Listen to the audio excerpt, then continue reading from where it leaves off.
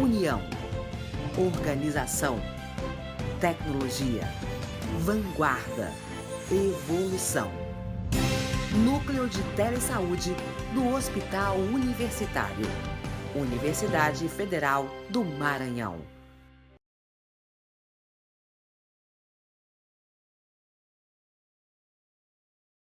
Obrigada, boa tarde. Como já foi apresentada, eu sou Josineide Matos, sou enfermeira e coordeno o programa das arboviroses dengue, chikungunya, zika no estado do Maranhão e vamos também fazer uma abordagem de febre amarela. Antes de iniciar a questão da abordagem da vigilância epidemiológica, só queria deixar um assunto bem claro que em relação às arboviroses, o nosso maior combate tem que ser ao Aedes aegypti, né?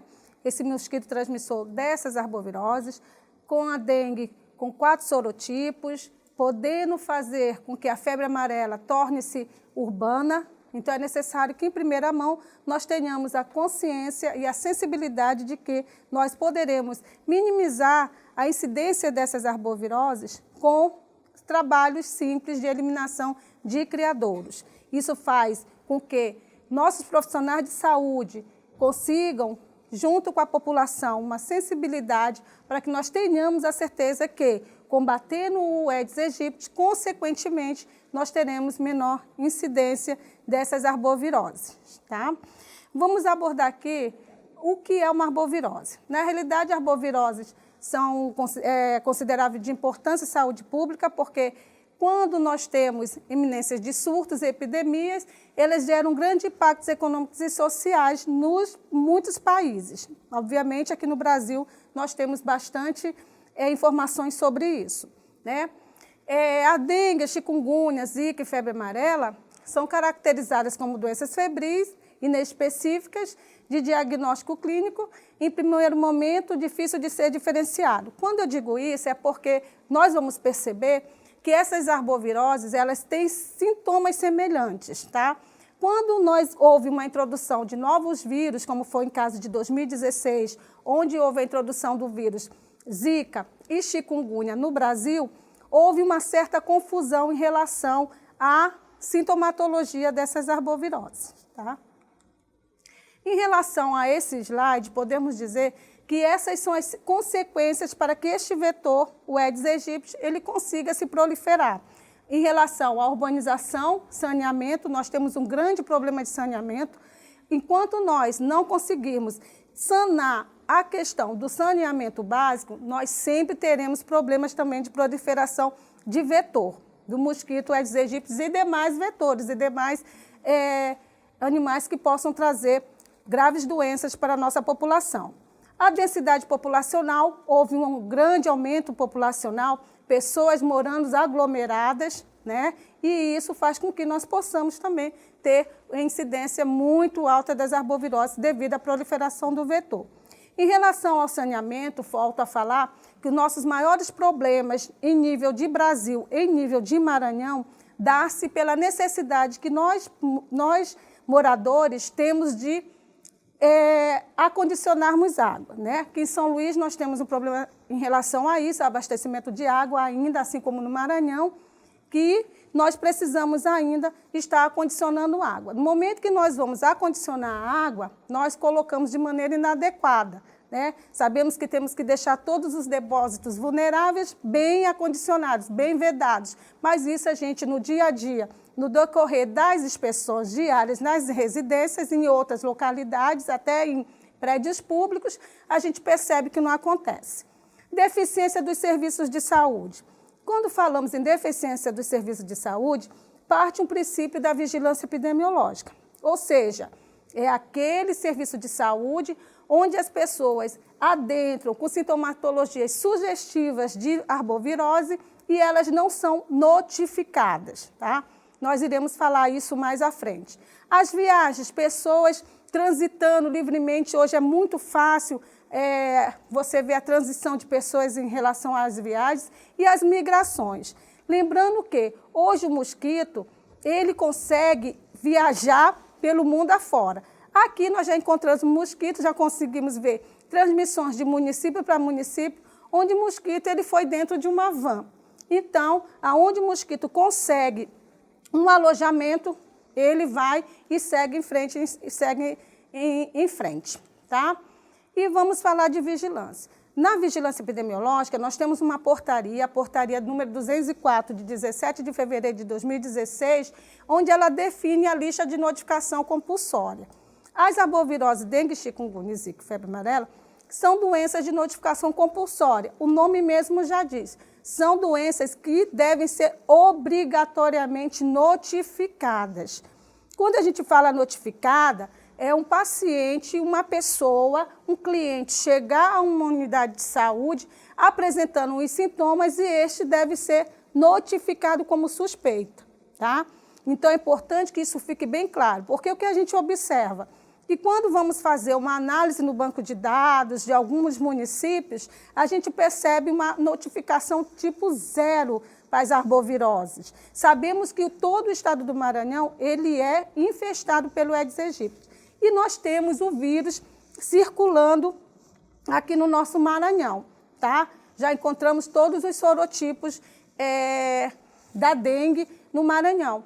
Então, muitas das vezes as pessoas estão apresentando os sintomas, vão às unidades de saúde, não são notificadas e quando a gente observa no sistema que é o Sinan Dengue Online, que é um sistema direcionado para dengue e chikungunya, a gente vê lá os municípios 0, com índice de infestação do Aedes super elevado. Sabemos que podemos ter índice de infestação alto sem ninguém doente, porque eu posso ter o mosquito, mas posso não ter o vírus circulando. Pode acontecer. Contudo, nós sabemos que no Maranhão nós temos sorotipos da dengue e temos o vírus do chikungunya e da zika presentes no nosso estado. Tá? Então, a portaria que rege essa questão de notificação obrigatória é a portaria 204, de 17 de fevereiro de 2016. Certo?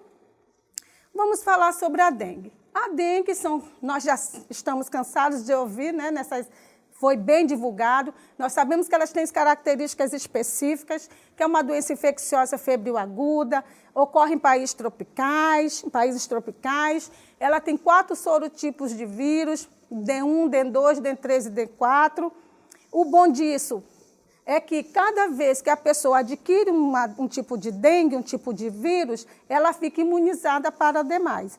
Então, até hoje, na literatura, ainda não foi descoberto nenhum outro tipo de vírus dengue, onde nós possamos estar dizendo que ainda tem mais um vírus vindo por aí. Nós não podemos afirmar isso. Mas hoje, pessoas que adquirem dengue só vão ter dengue 4 vezes, porque cada vez que tem uma dengue, é um sorotipo diferente. Mas isso é preocupante, porque na literatura é bem clara. Se a pessoa já adquiriu um tipo de dengue, quando ela vai adquirir outro, ela está mais propícia a ter uma dengue mais grave, tá certo? Mas o importante é que nós saibamos que são 4 sorotipos, a dengue 1, 2, 3 e 4. A pessoa só vai ter dengue, até hoje, que consta na literatura, que tem os pesquisadores aí para falar, são 4 sorotipos. E o período de incubação da doença, ela varia de 3 a 15 dias. É importante saber esse período de incubação, porque isso vai nos proporcionar para que possamos fazer uma coleta oportuna. Tá? Nós temos muita dificuldade no fluxograma aqui em nossos municípios, porque a maioria, quando notifica, colocou a notificação no sistema, que para dengue, chikungunya, Sinan Dengue Online, o que acontece? Ele não dá a sequência da investigação epidemiológica que deve ocorrer. Tá? E fique bem claro aqui, que eu acredito que se tiver profissionais da atenção primária, que saibam que a notificação em si é importante, mas o fluxo da investigação é mais importante ainda. E não existe vigilância sem laboratório.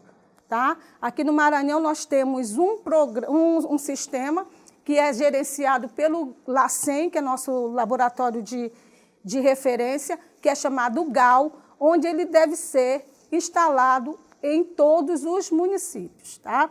Porque a pessoa faz a coleta, cadastra no GAL e encaminha para o LACEN e vai acompanhando a análise dessa amostra através do sistema. Então, a dengue tem essas características, tá certo? Agora, a classificação de casos. Nós temos 3 tipos de classificação de casos para dengue.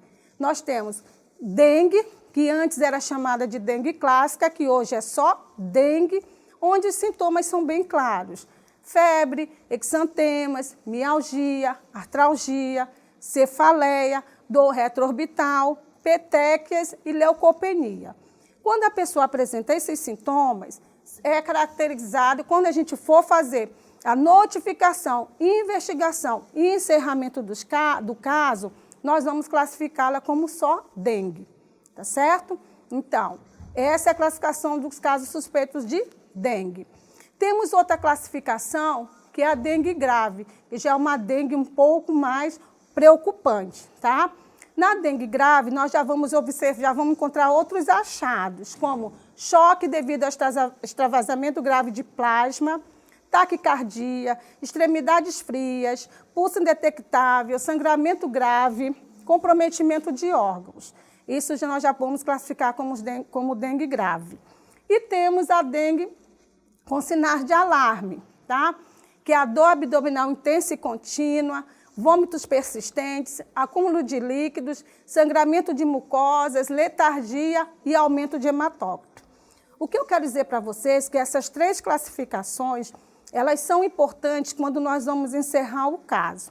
Mas deixando claro que o paciente com suspeita de dengue, ele não pode ser deixado de realizar a prova do laço. A prova do laço, que muitas das vezes a gente esquece de fazer ou não dá muita importância, ela vai te dar uma base se esse paciente tem ou não mais probabilidade de ter uma hemorragia, tá? Então, todo paciente suspeito de dengue, ele tem que realizar a prova do laço. Em casos, digamos assim, excessivo, com exceção, na realidade, pessoas muito obesas, com obesidade mórbida, ou pessoas que já vêm com as petequias bem evidenciadas. Essas não, tá? Gente, a prova do laço, ela realmente embasa qual vai ser a conduta com esse paciente. Outra coisa que eu quero deixar claro é o hemograma.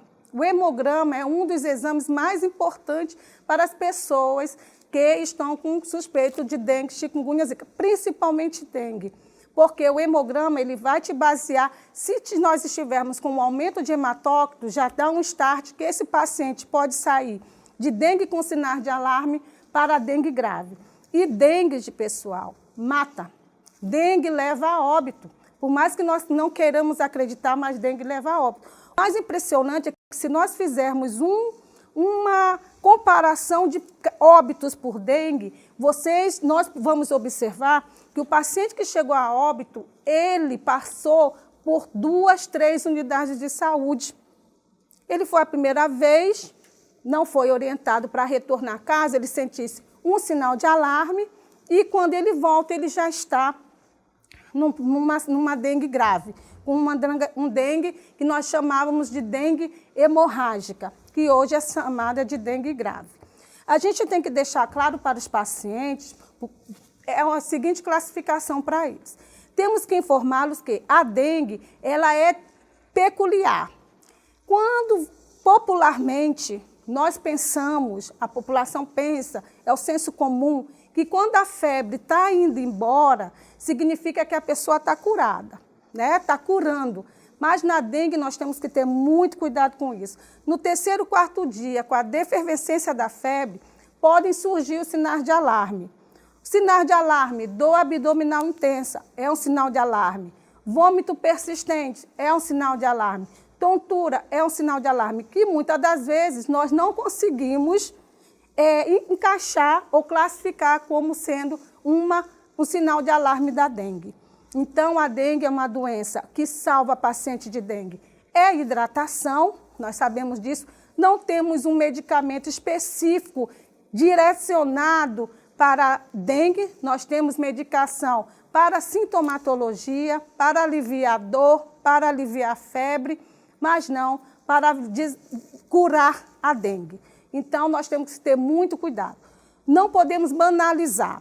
A dengue estava muito banalizada. As pessoas diziam que só estavam com dengue pronto. Vai para casa toma um paracetamol e toma bastante líquido.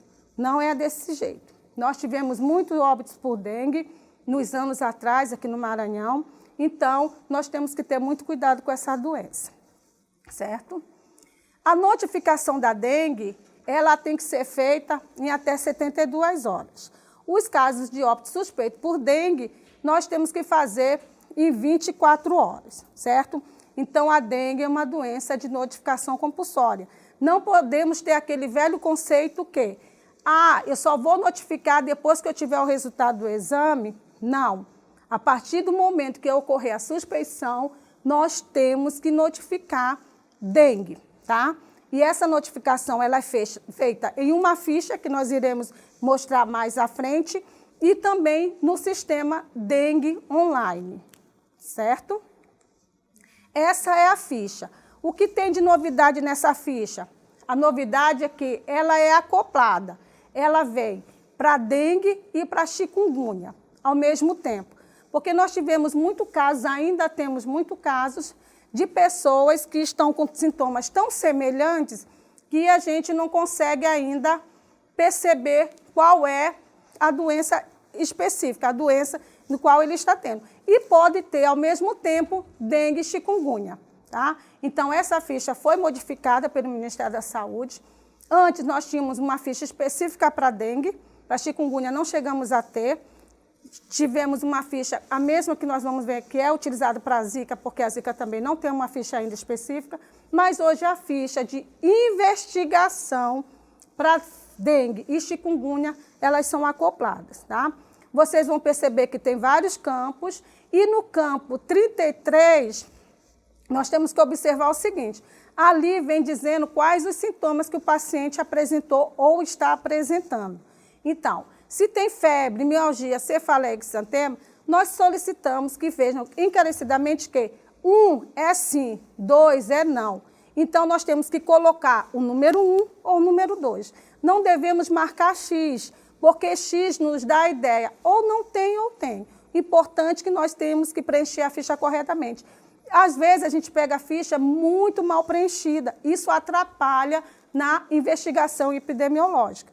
Não é só enfermeiro que é obrigado a preencher, assim como não só médico é obrigado a preencher. Qualquer profissional de saúde pode notificar e o enfermeiro da área, médico da área, enfermeiro de epidemiologia, enfermeiro da atenção primária, segue a investigação epidemiológica. Importante que vocês percebam que nós temos uma doença que é de notificação compulsória e que nós devemos estar notificando a suspeição do caso, tá? Essa ficha é a ficha de notificação. A ficha anterior, que eu vou voltar para vocês verem novamente, é a ficha de investigação. Aqui que você vai colocar os sintomas, relatar o que o paciente realmente estava sentindo. Essa ficha que eu estou mostrando agora para vocês é a ficha de notificação. Ela vem com um número ali em cima, que é o número de registro, tá? Aqui vocês vão notificar, após jogar essa informação no sistema, que é o Sinandengue Online, vocês vão pegar a outra ficha, que é a ficha de investigação, tá? Epidemiologia é isso. Epidemiologia são dados que o município perceber que está acontecendo um aumento de casos suspeitos e notificados, a pessoa tem os gestores, os profissionais de saúde, as pessoas envolvidas, a comunidade, tem como saber qual a área mais atingida e que deve ser feita uma ação de emergência, uma ação emergencial. Certo? Esses aqui são os casos prováveis por semana epidemiológica no Maranhão. Vocês observam ali, de azul nós temos o ano de 2016, de laranja nós temos o ano de 2017 e em verde nós temos o ano de 2018. Essa linha azul, vocês percebem um aumento muito grande em relação à diferença das outras semanas, porque foi justamente quando houve a introdução do vírus chikungunya e dengue no Maranhão, no Brasil e no Maranhão. Então, muitas pessoas que apresentaram sintomas de chikungunya e zika, como ainda a definição clínica ainda não estava bem abordada em nível de Brasil, todas as pessoas, a maioria que era chikungunya e zika, foram notificadas como dengue, porque nós não tínhamos uma definição ainda clínica, segura, em relação à sintomatologia, o diagnóstico diferencial clínico entre as doenças. Tá? Aqui em 2018, nós estamos com pequenas notificações.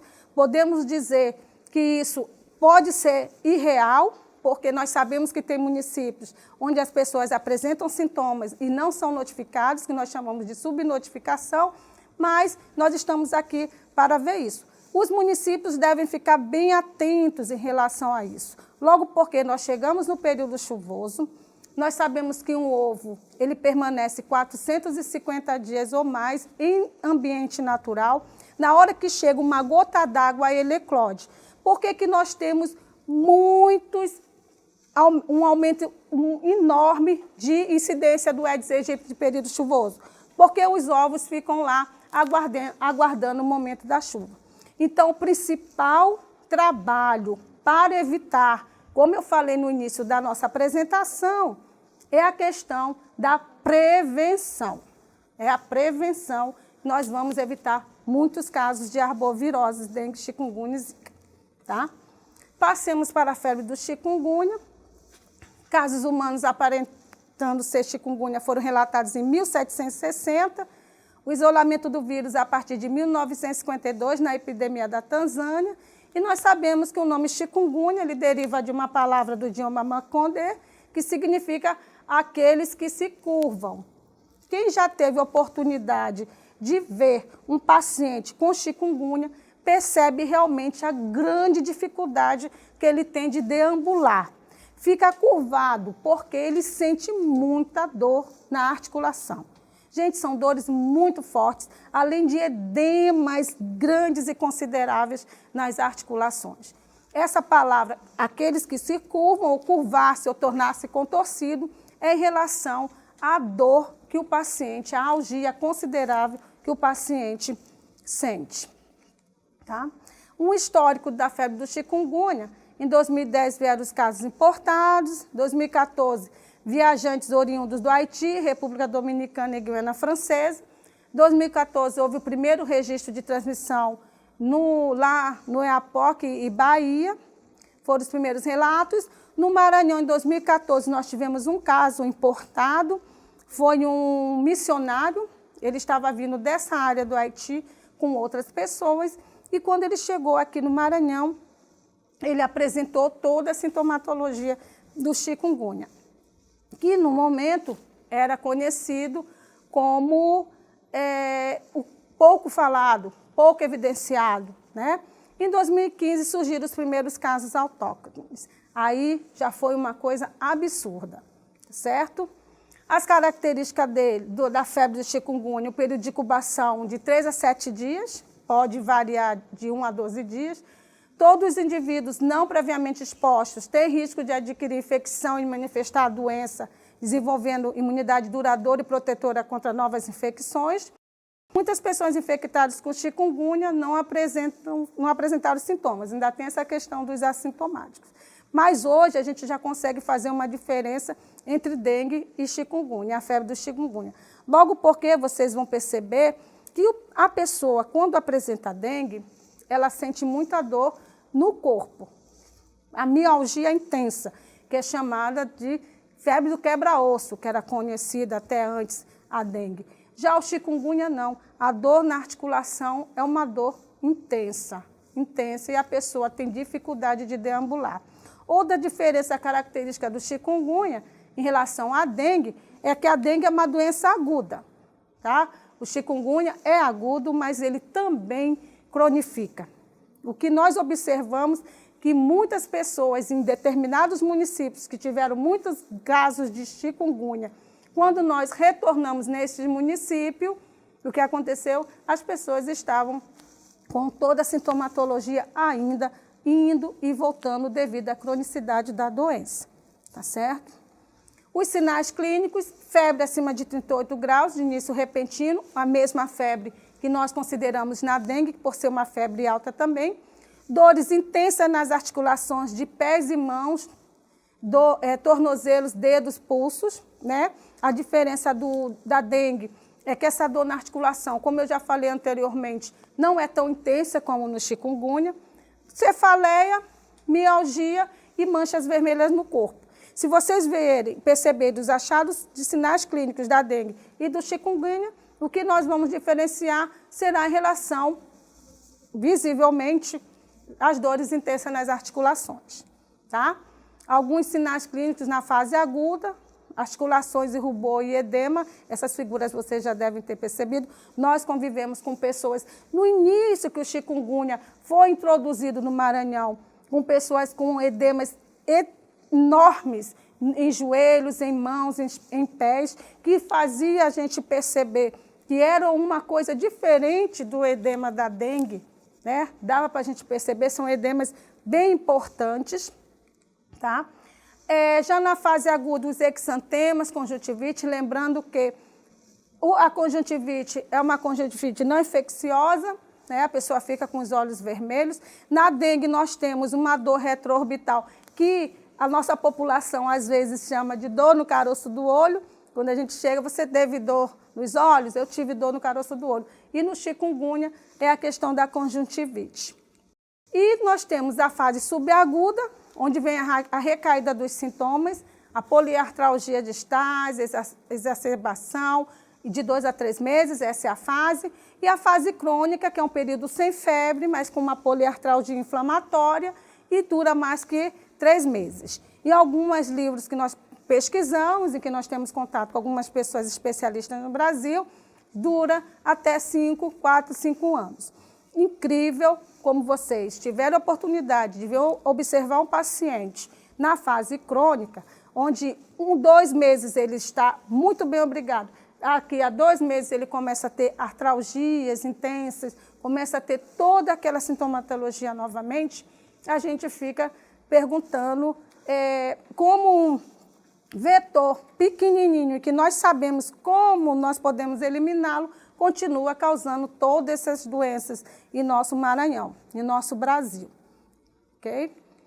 O que nós temos em falar do chikungunya, que antes, quando ele começou a ser introduzido, não pensava-se em óbito. Pensava-se em óbito, mas por dengue, por ser uma doença que pode levar à hemorragia, né? Pode agravar para a hemorragia. Já o chikungunya, em 2016, nós tivemos mais óbitos no Maranhão por chikungunya do que por dengue. Então, chikungunya é uma doença muito grave também, que além de deixar as pessoas incapacitadas, ela pode levar a óbito, tá certo? Como a dengue, também é uma doença de notificação compulsória e requer notificação também, tá? A febre do chikungunya é de notificação imediata, ela tem uma ficha de notificação, depois nós vamos falar em relação às coletas, tá? Do chikungunya, em relação à coleta de material biológico. Essa é a ficha que eu mostrei anteriormente para vocês. A ficha do chikungunya e da dengue, como eu falei, elas estão acopladas, tá? Tanto da dengue como da chikungunya, nós temos um sistema de informação, que é o Sinan Dengue Online. Esse Sinan Dengue Online, nós vamos colocar a ficha de notificação e a ficha de investigação, levando em consideração que todos os casos de dengue e chikungunya suspeitos, eles devem ser notificados, tá? Não podemos deixar passar em branco. Não podemos deixar passar um paciente que apresente, um cliente, uma pessoa que apresente sintomatologia sugestiva de dengue e chikungunya sem notificação. Nós estamos falando de vigilância epidemiológica, tá? Que o objetivo da vigilância, assim como os demais serviços de saúde, é evitar óbito, certo? Então, são as mesmas informações que tem na ficha, que nós vamos botar tanto para dengue e para chikungunya. Nós podemos notificar o mesmo paciente para dengue e chikungunya? Podemos. Nós vamos ter uma ficha de investigação e 2 fichas de notificação, que é essa ficha que eu mostrei para vocês anteriormente, tá? Essa ficha, se eu for notificar um paciente que eu esteja suspeitando de dengue chikungunya, eu vou ter uma ficha de investigação, que eu vou voltar para mostrar para vocês, desculpa, que é essa daí, tá? E vou ter 2 fichas de notificação, ok? Em relação à epidemiologia dos casos de chikungunya, nós temos nos anos 2016, 2017 e 2018, em relação à semana epidemiológica, pessoal. Até a 13ª semana epidemiológica, o estado, em 2016, nós tivemos 2.495, relembrando que se nós soubéssemos já diferenciar, que se nós já tivéssemos uma clínica bem abordada em nível de Brasil para a febre do chikungunya, nós teríamos um número maior, tá?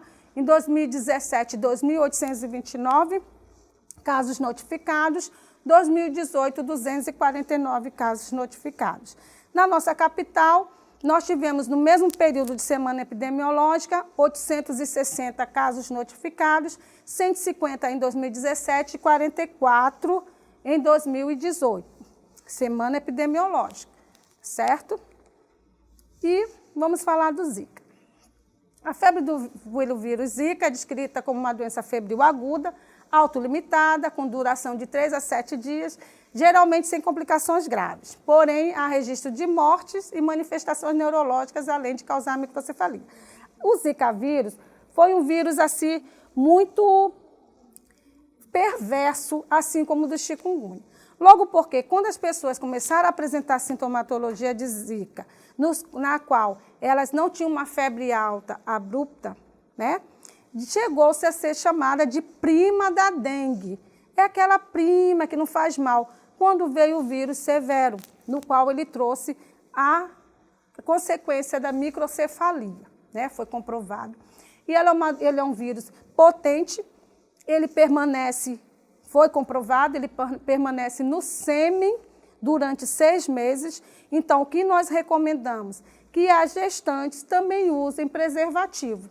Mesmo no período de gestação, obviamente, que continuem usando preservativo, tá? Porque nós tivemos aqui no Maranhão, São Luís, nós tivemos muitos casos de pessoas com Zika, né? Então, a gente pode estar juntando os achados publicados aí pelos nossos pesquisadores e observar que a contaminação de pessoas pode não ter ocorrido somente através da picada do Aedes aegypti, né? Então, como foi comprovado que o vírus permanece até 6 meses no sêmen, isso pode ser uma possibilidade de transmissão do Zika vírus para as pessoas, certo? E em relação ao Zika vírus, além da microcefalia, nós tivemos outros agravos, como doenças neurológicas, neuroinvasivas, né? Tivemos um aumento de síndrome de Guillain-Barré, foi comprovado, algumas pessoas realmente apresentaram sintomas de Zika, outros não apresentaram, mas foi comprovado que houve um aumento em relação à síndrome de Guillain-Barré, tá?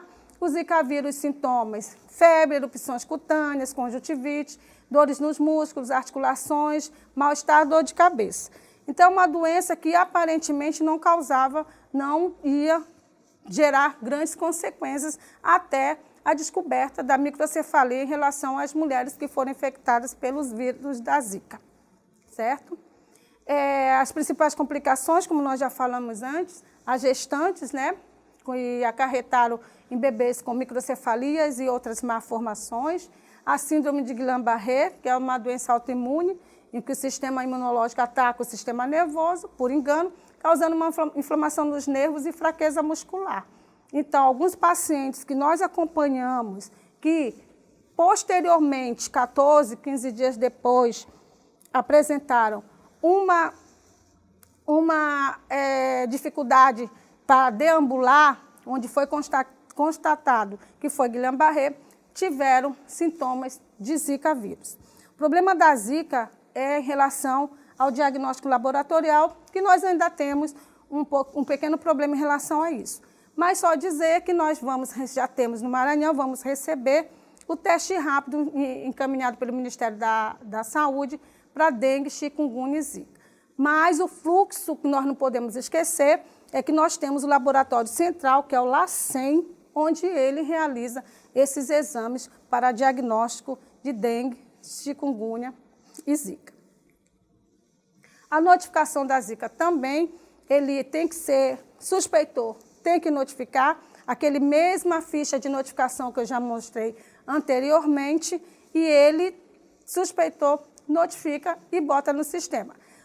Para quem trabalha na atenção primária e na vigilância epidemiológica, vai perceber que a ficha de notificação é a mesma notificação que tem a numeração, que ela tem 2 páginas, tá? E a ficha de investigação da zika é diferenciada da ficha de dengue e chikungunya. Ela é uma ficha que nós chamamos ficha de notificação de conclusão, porque a zika não tem ainda uma ficha de investigação específica para ser investigada. Assim como a filariose também não tem. Os agravos que não têm uma ficha específica para este agravo, eles são investigados na ficha de conclusão. Observem que as fichas que eu mostrei para vocês de investigação de dengue e chikungunya é diferente da ficha de investigação do zika. Nós temos as fichas de notificações comuns para todos os agravos, contudo, as fichas de investigação são diferenciadas de acordo com o agravo. Então, nessa ficha de conclusão, a pessoa, o profissional de saúde, ele realiza a investigação do paciente, do cliente, da pessoa que esteja apresentando sintomatologia sugestiva da doença, tá? A ficha de notificação é a mesma que eu mostrei para os 3 agravos e a ficha de investigação que nós fazemos uma diferença, tá? O importante que eu digo a vocês é que não existe vigilância sem laboratório. Nós não podemos encerrar os casos de dengue, chikungunya e zika somente pelo clínico. É necessário que nós tenhamos um diagnóstico laboratorial para que a gente possa estar realizando o encerramento dos casos. Tá? Em relação à zika, na mesma semana epidemiológica, nós temos, em 2016, tivemos 1.891 casos, em 2017, 263, em 2018, 24 casos. Percebam que eu não estou falando ano, estou falando semana epidemiológica. Tá? Capital, nós tivemos 1.135 casos em 2016, 87 em 2017 e 32 em 2018. Tá? O que eu quero deixar claro aqui é que nós não podemos sentir-nos satisfeitos pelos números baixos. Tá? Ou nós já estamos com pouca circulação do vírus nos nossos territórios, ou nós estamos deixando de notificar pessoas que entram com suspeita dessas doenças que nós estamos falando. Tá? Lembrando que é doença de notificação compulsória, ou seja, repito, é obrigatório que nós notifiquemos a pessoa que esteja com suspeita dessas doenças, certo? Vamos falar da febre amarela, também é uma doença infecciosa febril aguda, causada por um vírus transmitido por mosquito, tá? Possui 2 ciclos de transmissão, que é o ciclo silvestre, quando há transmissão em área rural ou floresta, e o ciclo urbano, que eu espero que nós não tenhamos esse ciclo aqui em nosso país, tá? O ciclo silvestre, vocês vão observar que eles são transmitidos por outros mosquitos, sem ser o Aedes aegypti, tá? Um grande alerta, o grande detector, que eu digo assim, nós dizemos que dá o start é quando começa a ocorrer a epizootia, que são as mortes dos primatas não humanos. Tá? As mortes dos primatas não humanos é um grande alerta para que nós possamos começar a pensar que possa estar ocorrendo uma infestação e uma transmissão viral do vírus da febre amarela. O que nós não podemos também esquecer é que, se por acaso esse vírus ele tornar-se vir para a área urbana, quem transmite já é o Aedes aegypti, tá? E esse é um vetor que nós temos em grande quantidade aqui no Maranhão. Os municípios que estiverem assistindo, que perceberem que nós realizamos o LIRA é o levantamento de índice rápido do Aedes aegypti, e perceberem um aumento exacerbado em relação ao índice de infestação, tem que ficar bem alerta. Tá? O preconizado pelo Ministério é que o índice de infestação de uma localidade ele seja menos de 1%. Se ele for menos de 1%, ele é considerado como baixo risco ou índice satisfatório. Se ele passar de 1% e chegar até 3,9%, ele já é um município considerado de médio risco. E se ele passar de 3,9%, ele já é considerado um município de alto risco. Aí o negócio já está tomando proporções terríveis, tá? O que as pessoas pensam? Vamos nebulizar.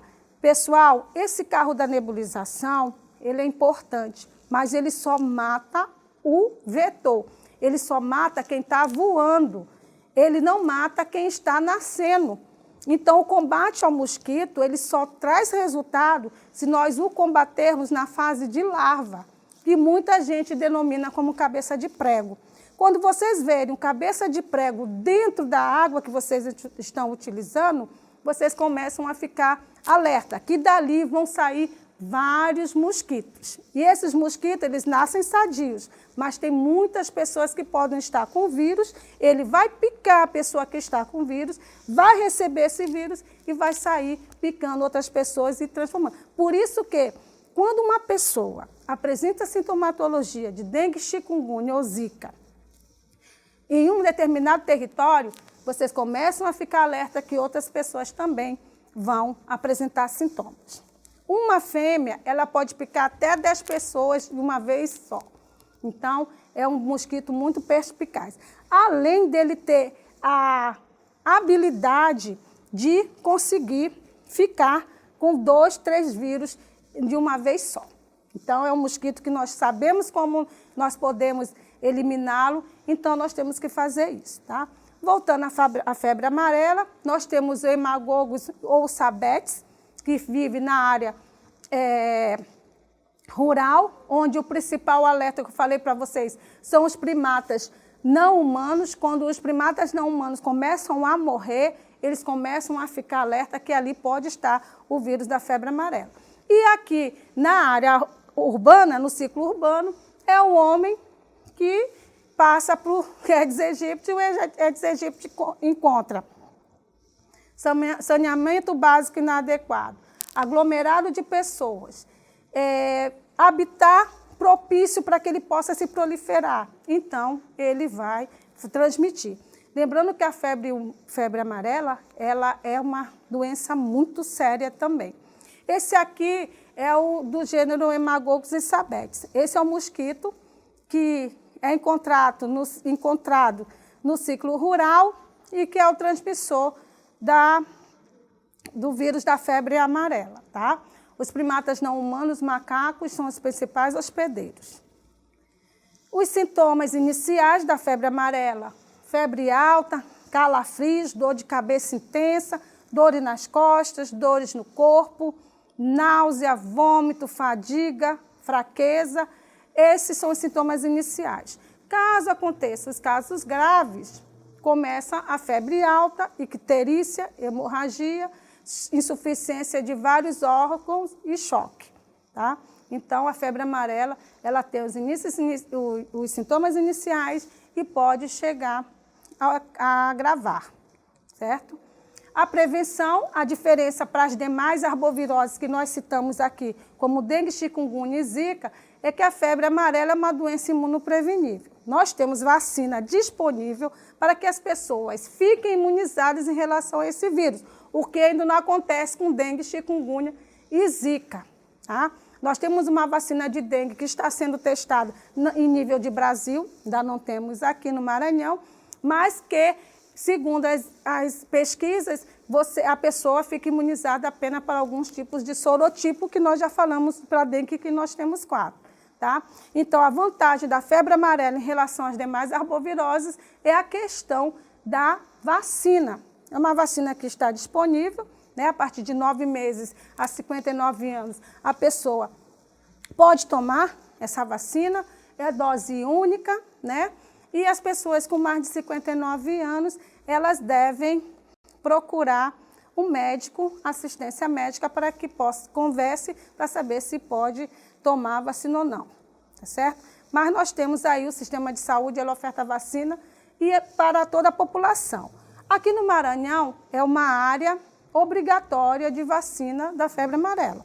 Tá? Nós estamos bem próximo aí à floresta amazônica e é uma área obrigatória. Mas o que a gente observa? Quando surgiu os primeiros casos de febre amarela na Bahia, São Paulo, Rio de Janeiro, foi feito um mutirão para vacinar as pessoas. O que a gente observou? Uma cobertura baixíssima em relação à vacina, que é uma vacina de rotina, assim como as demais. Então, se você estiver no município, procure observar a cobertura vacinal do seu território, não só em relação à febre amarela, mas as demais vacinas aí, né? As doenças imunopreveníveis, já está bem claro o nome. Tem vacina? Vamos fazer. As pessoas não adoecem se estiver imunizado. Ao contrário da dengue, chikungunya e zika. A notificação é a ocorrência de suspeita de febre amarela, deve ser notificado imediatamente e investigado o mais rápido possível. É uma doença grave e de notificação compulsória internacional. Todos os casos suspeitos devem ser informados às autoridades sanitárias, já que um caso pode sinalizar o início de surto, tá? O que pede medidas de ação imediatas de controle. A nossa preocupação é que, como nós temos o índice de infestação exorbitante do Aedes aegypti, que venha para a nossa área urbana, né? Então, é necessário que nós prestemos atenção em relação ao calendário vacinal e perceba que se estamos imunizados ou não em relação à febre amarela, tá? A ficha de investigação é essa ficha, o código A959. Aí também é uma ficha autoexplicativa, assim como as fichas de dengue, chikungunya e zika, onde você só vai lendo e completando os quadros de forma adequada, tá certo? E os dados epidemiológicos, o Brasil confirmou 1.131 casos e 338 óbitos no período de 1º de julho de 2017 a 27 de março deste ano. No Maranhão, nós não temos nenhum caso registrado. No mesmo período do ano passado, foram confirmados 660 casos e 210 óbitos. Paciente, quando agrava de febre amarela, ele necessita de leito de UTI, tá? Ele necessita de leito de UTI e isso requer que nós tenhamos uma rede hospitalar muito bem estruturada para receber esses pacientes, tá? O Maranhão, em 2018, tem 5 casos notificados, 4 foram descartados e 1 está ainda em investigação, tá? Mas esses 4 foram descartados realmente, tá? O LACEN do Maranhão ainda não realiza esse exame, é necessário coletar e a gente caminha para outro estado, tá? Só fazendo uma ressalva que não está nos nossos slides, mas que nós tenhamos conhecimento, é que as pessoas que estejam com suspeita de dengue ou chikungunya, a coleta de sangue, para que nós possamos saber se ela está ou não com a doença, ela tem que ser feita no período oportuno. Ela tem que ser feita a partir do 6º dia de sintomas. Se resultados de exames que nós pegamos, onde a pessoa está com 3, 4 dias, 2 dias de sintomas, não vai dar a sorologia verdadeira em relação ao diagnóstico.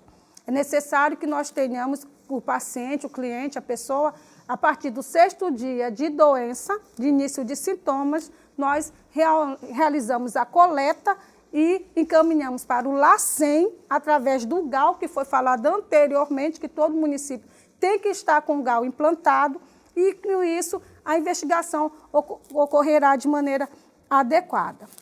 Essas são as prevenções que nós já conhecemos bastante, lembrando para vocês que algumas imagens aqui, elas não são muito peculiares ao nosso estado, porque quando a gente percorre esse Maranhão afora, a gente encontra larvas dentro de potes, onde as pessoas costumam beber água.